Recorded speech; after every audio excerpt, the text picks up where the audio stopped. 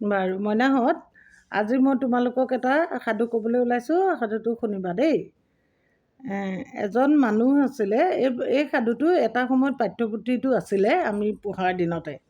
এতিয়া বাৰু মই তোমালোকক সাধু হিচাপে কৈছোঁ। আবুবেন এডেম বুলি এজন মানুহ আছিল। তেওঁ এদিন ৰাতি শুই থাকোঁতে এটা সপোন দেখিলে।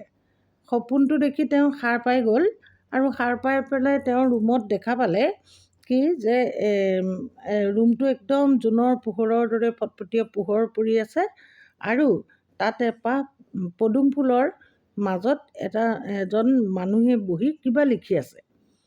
আবুবেন এডেমে সাৰ পাই সেই মানুহজনক তেওঁৰ ৰুমত আৰু কোঠাৰ ভিতৰত এটা একেবাৰে স্নিগ্ধ জোনৰ পোহৰ দেখা পাই তেওঁ আচৰিত হ'ল।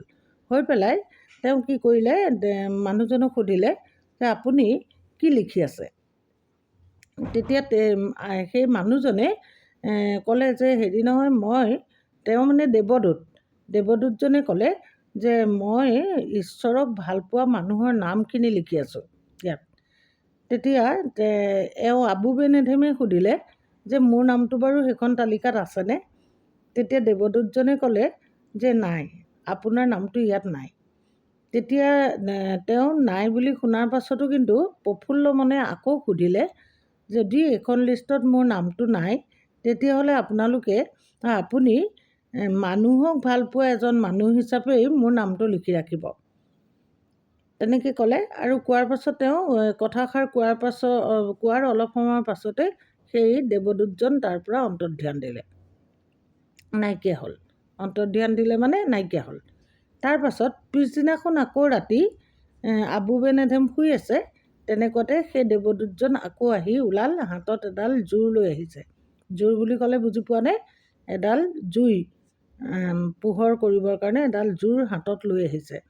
আহি এনেকৈ আবুবেনৰ ৰুমত সোমোৱা তেওঁ দেখিলে আৰু দেখোঁতে আবুবেনে আকৌ সাৰ পাই পেলাই চকু মেলি চালে সেই একেজন দেৱদূতেই আকৌ আহিছে। তাৰপাছতে দেৱদূতজন অহাৰ পাছত আবুবেনে সুধিলে যে আপুনি যে আকৌ আহিল, কৈছে আজি আপোনাক তালিকাখন দেখুৱাবৰ কাৰণে আহিছোঁ। তালিকাখনত দেখিছে তেওঁ একেবাৰে প্ৰথমতে আবুবেন এডেমৰ নামটো লিখি দিছে আৰু পাছতহে সেই ঈশ্বৰক ভালপোৱা মানুহখিনিৰ নাম আহিছে। তেতিয়া আবুবেন এডেমৰ মনটো বৰ সন্তুষ্টিৰে ভৰি পৰিল। এতিয়া মইনাহঁত, তোমালোকে বুজি পালানে যে ঈশ্বৰক ভালপোৱাৰ আগতে আমি মানুহ ভাল পাবলৈ শিকিব লাগিব। মানুহক ভাল পোৱা মানে ঈশ্বৰে ভাল পাব। এইটোৱেই সাধুটোৰ মূল কথা। ঠিক আছে।